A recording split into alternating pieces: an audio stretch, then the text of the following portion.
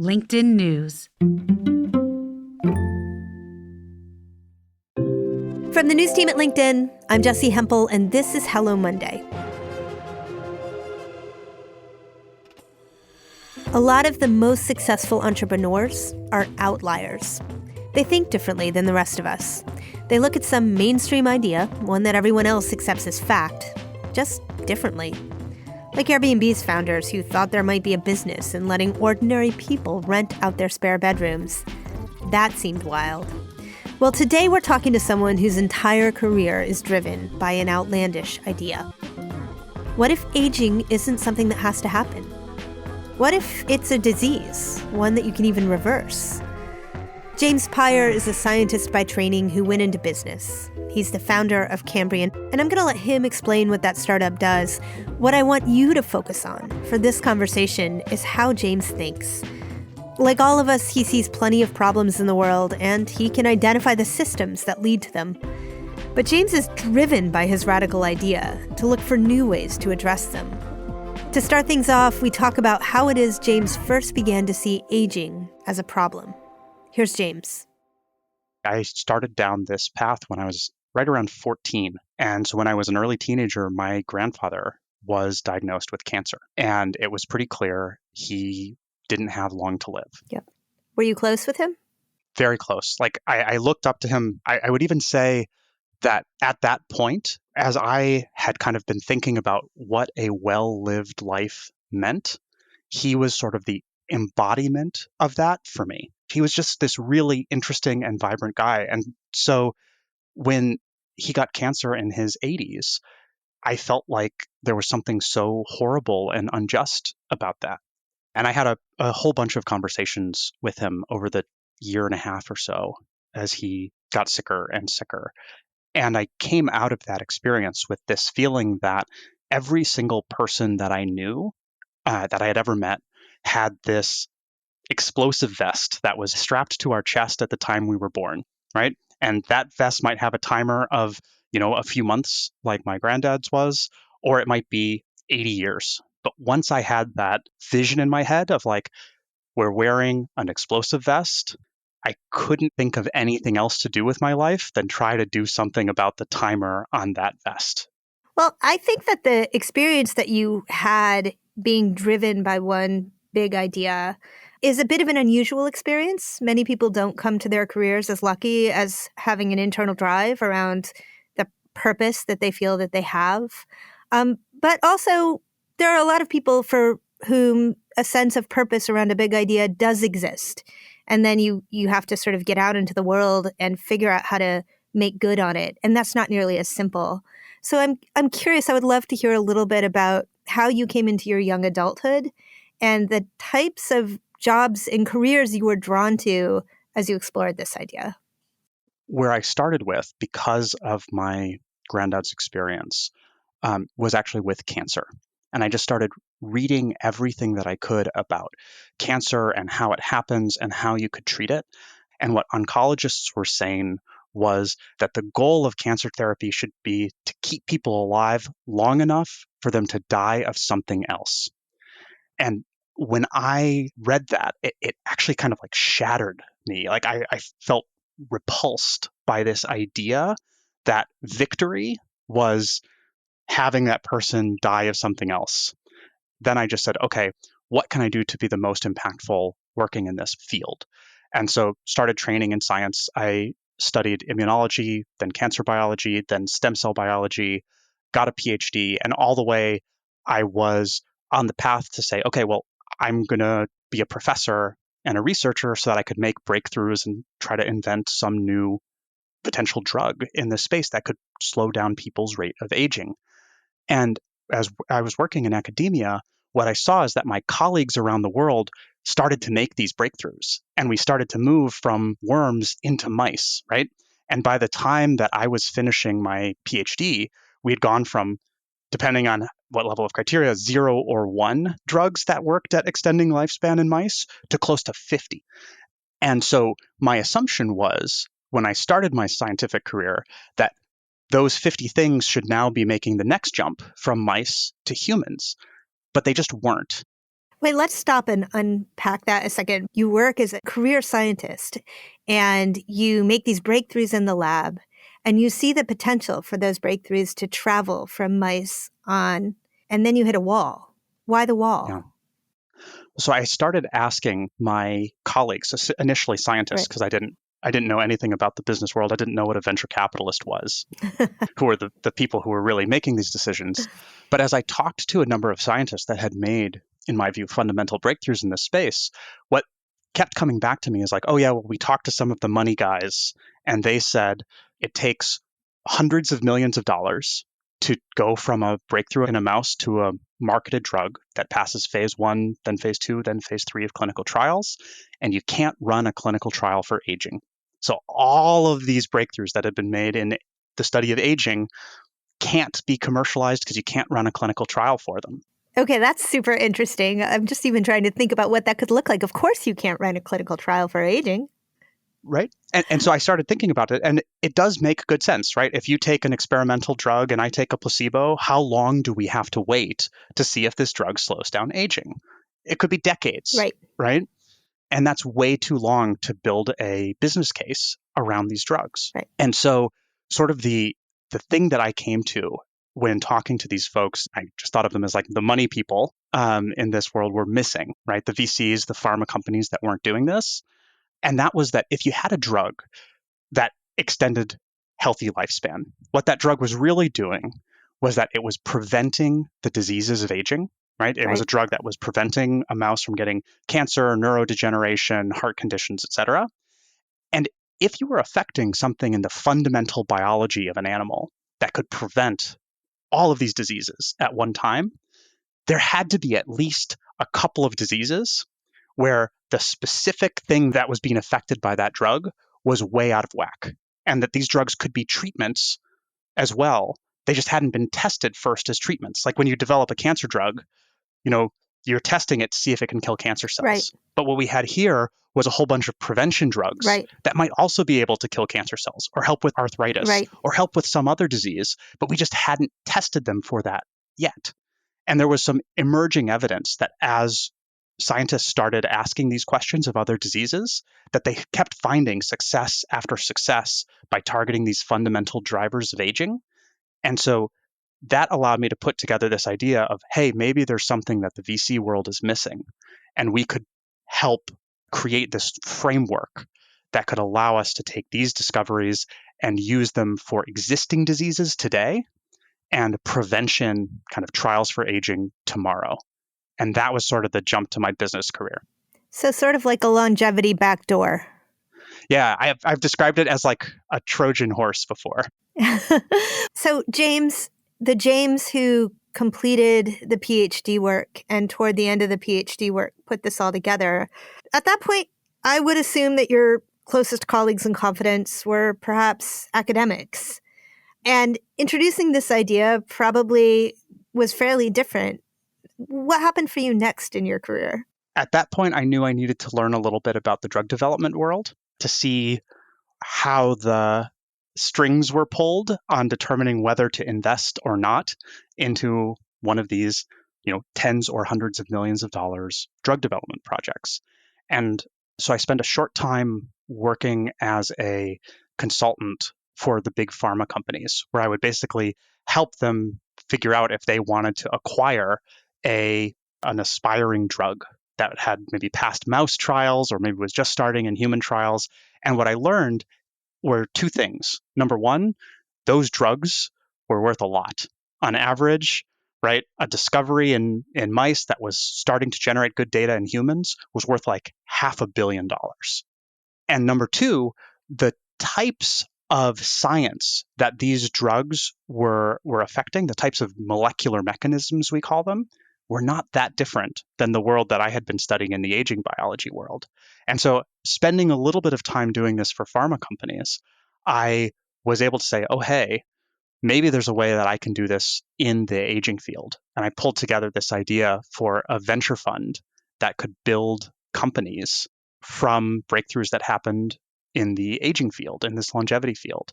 And I was extremely lucky to find a few wealthy and passionate folks to back that idea that wanted to also invest in this space, that saw this opportunity, got to start a VC in that field, which I built for a few years before realizing that this wasn't just 2 or 3 opportunities that we had available to us in this longevity world. It was 20 or 30 or 50. When you say opportunities, I just want to really make sure I understand what it is you're talking about, James. You're saying that you saw the potential for 20 or 30 or 50 drugs that could have immediate impact and also potential long-term significant impact on the aging process.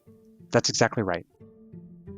We're going to take a quick break here, and when we come back, James will explain what drives aging.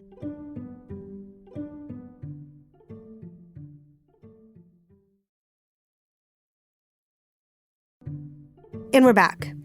So there are lots of drugs that are already on the market to treat illnesses. James is interested in these drugs. He says that some of them can be given to a healthy person to prevent an illness before it even happens, say arthritis or cancer. James focuses on drugs that address the drivers of aging. I asked him for an example.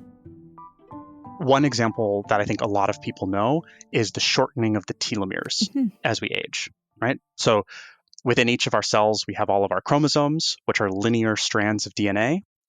At the end of those chromosomes, there are these repeated sequences. And every time a cell divides, you lose a little bit from the end of each of those strands. And so when a cell divides once or twice, that's totally fine. But by the time it's doing its 50th division, it sends a signal to the rest of the cell that like, hey, we actually don't have much buffer on these extra strands that we had left. Let's stop dividing for now. And it will go into a permanent, non-dividing, what we call a quiescent state or a senescent state. Yeah. And that I'm glad to hear you describe that a little bit. And also, I think you're likely right that that's one that many of our listeners will have heard of before, something that we read about. And give us an example of a drug that you're excited about the potential for today. There are a lot of them. So Cambrian has 18 drugs in development right now. One of the ones that I think I would pull out, there is a drug called Rapamycin. And this drug is becoming quite well known because it's the drug that does the best job extending the healthy lifespan of mice.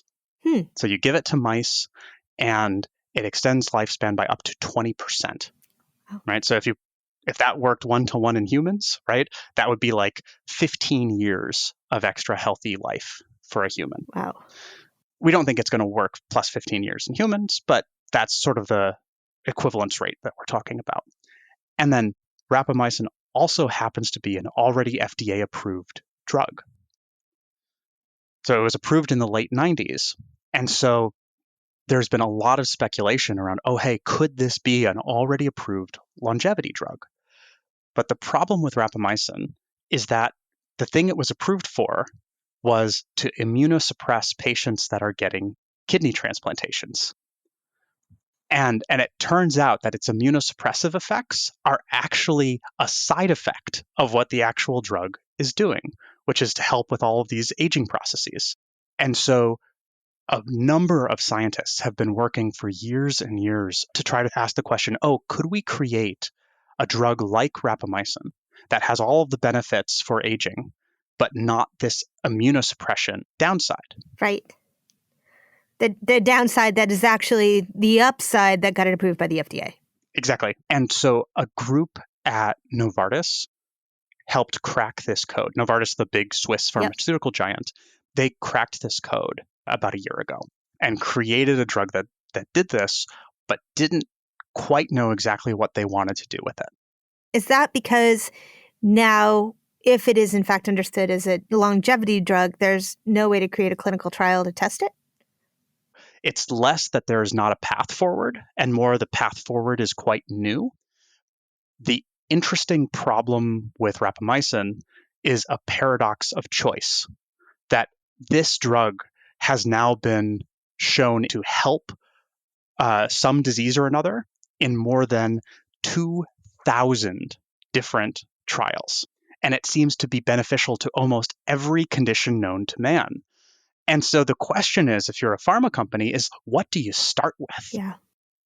And we provided some of the strategy and the capital and are moving that drug towards the clinic in the next relatively near future. I can't put an official time on it, but it's going to be in humans soon. That is really exciting. So to come back to the big idea here, when you're thinking about extending healthy life, why all these years later is that still what drives you? Why, when we understand so much about the context of humans on the earth, and humans have a sort of bad track record, especially in the last few hundred years, of being terrible to the earth, and the idea of overpopulation is like, and by the way, I know I've heard you on this question on other podcasts, so I'm not the first to ask it of you. It's a terrible, terrible idea. Like, why is it so important? I get individually, but in the aggregate, to help humans live longer. So there's a few ways to tackle this question, which is a really serious question that I think should be tackled head on. Yeah.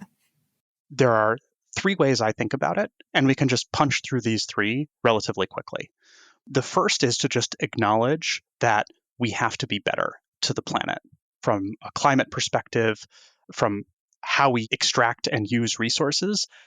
But I'm not sure that population is the problem for reasons that we can get into in a second. I think it's behavior that is the problem. And one idea that, is just sort of a thought experiment is that the world is by and large being run by old men. And if old self-interested men are running the world, then if we changed the dial a little bit and made it, hopefully not all old men, but if the people running the world knew that they were going to be experiencing the world that they were creating, wouldn't it be more likely that people would make a little bit more long-termist, a little bit more thoughtful decisions in the future? So I don't think that that's going to change the behavior 0 to 1. Right. But I think it's like kind of a thing to help. But then I think the two more substantive pieces are so-called like the other side of the coin. So the first is that if we think overpopulation could be a problem, the first thing to mention is if we had a drug that extended healthy lifespan by 5 or 10 years, it would make almost no change in human population. We've been experiencing this exponential explosion as we've defeated what were our previous major killers, right? Which were infectious diseases. Yep. And people used to have lots and lots of kids, right? Average number of children per couple was like 5 or 6. And now it's dropping to 2 or below across the world as the world develops. And so we're actually reaching a plateau of human population by the end of this century. And then the very last thing, which is just sort of a thought experiment, which we don't have to go into deeply, is just sort of the other side of what could be called the Malthusian catastrophe.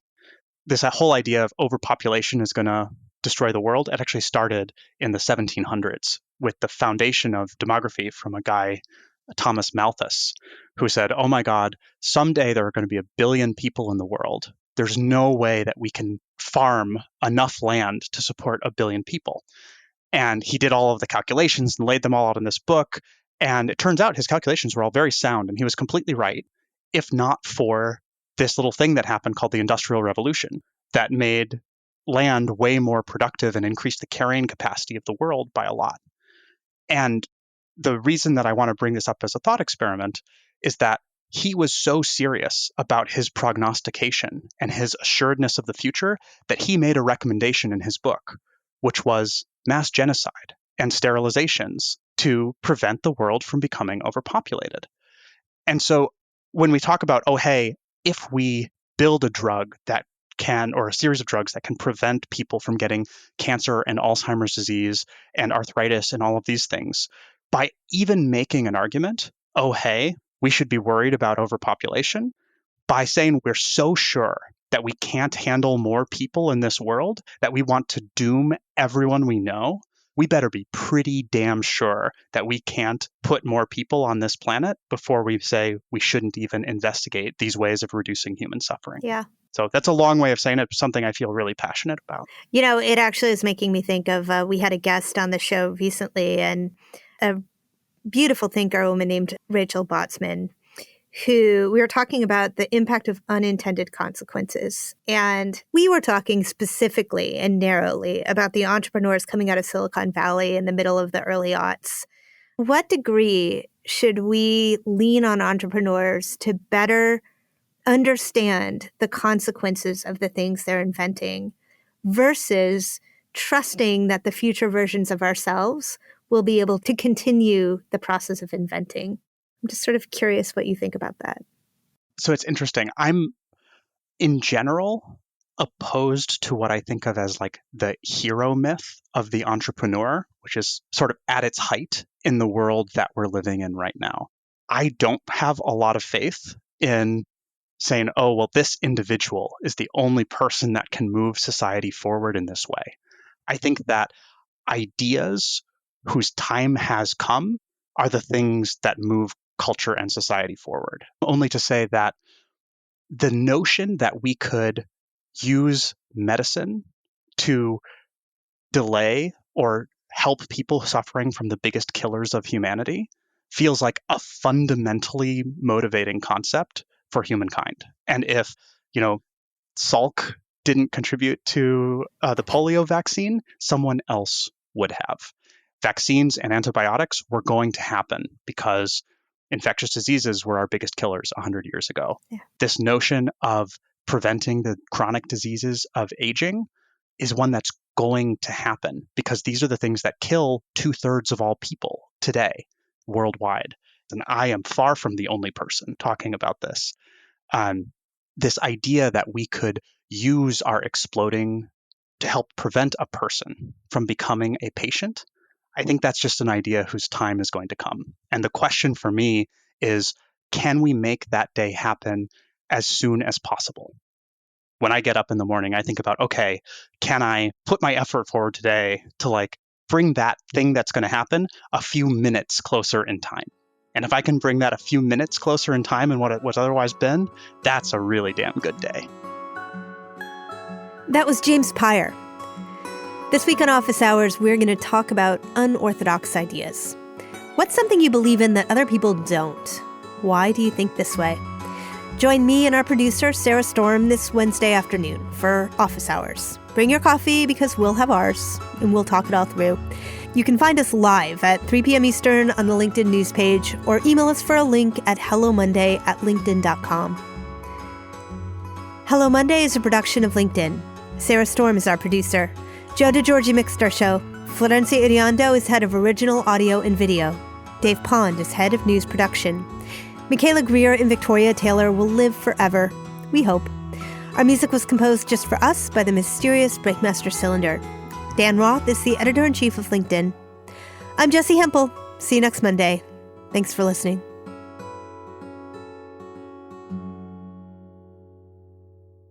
You go by James, right? I go by James, yeah. Excellent. I've never been a Jim. I'm a Jessi who is technically a Jessica, but God help me, I've never been a Jessica, so I understand you fully.